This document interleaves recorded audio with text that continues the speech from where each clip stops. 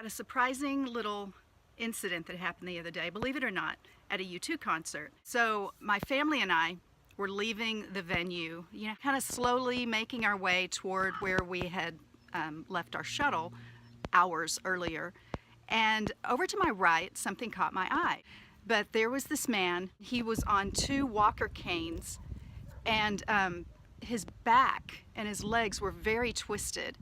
So it looked like his legs hardly did any of the work. It was like all his upper body, and he was having to kind of, almost like one of those imperial walkers, just, and then kind of drag himself, and then the other arm and the other arm. And I just thought, oh my gosh, that's like me doing pull-ups or something, which I'm terrible at.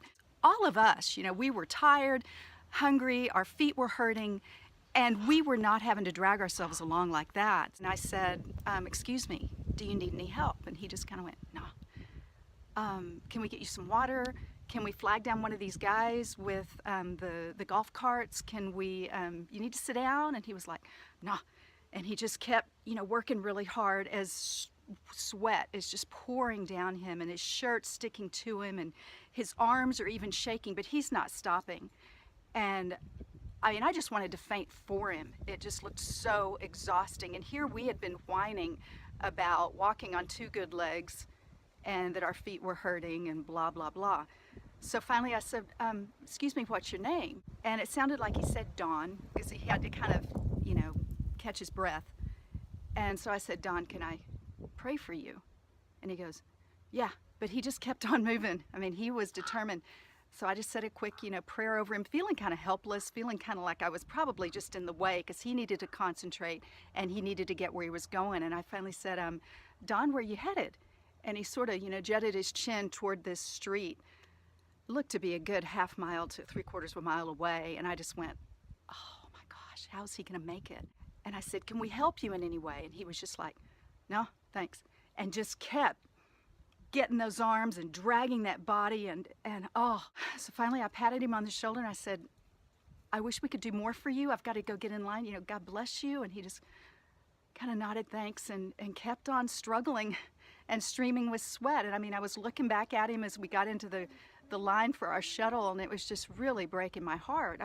I thought, oh my goodness, is he going to fall? Is he going to be left there in the street somewhere? And I just had to go, and whole way to the shuttle, the whole way home, just sort of driving home in a tired stupor, but still thinking of Dawn. And the next morning, I'm up praying, and I could still see him so clearly in my mind. God, I lift up Dawn to you. I pray that his body could be straightened somehow, that you would just surround him with your love. And I just stopped in my tracks, because God said, that's you.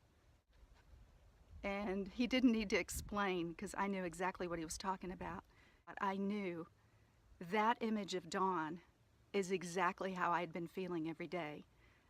I felt like I was struggling along, limping, crawling, sweating, when it seemed like everybody around me, especially in this author's game, were walking, even running, sprinting, flying.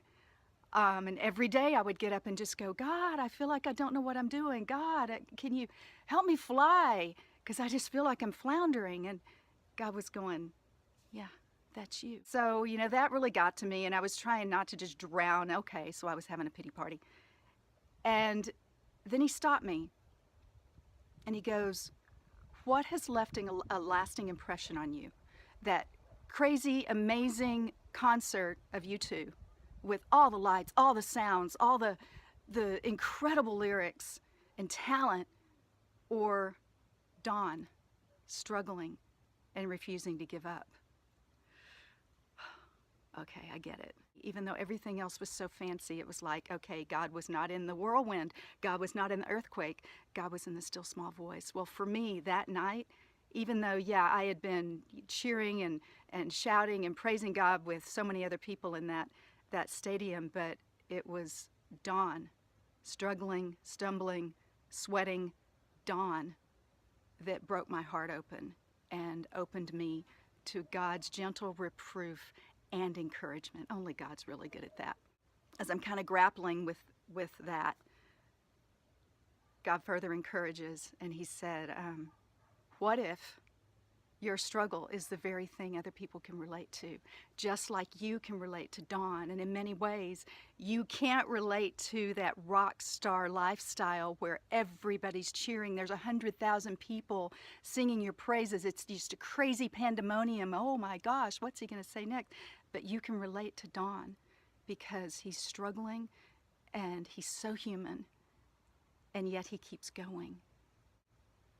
And again, God just absolutely broke me, because if that's what I need to be, the one who just keeps going, even when, especially when it's tough, then that's what I'll do. And perhaps, now I know that with all of us, it's our struggles, it's the things that mark us, that even leave scars on us, that minister so strongly to those around us. So be encouraged, y'all. I'm grappling with that myself, and I'm still praying for Don. Sometimes I wonder if he was a real guy or an angel put there to open my blind eyes. Anyway, love you. Talk to you soon.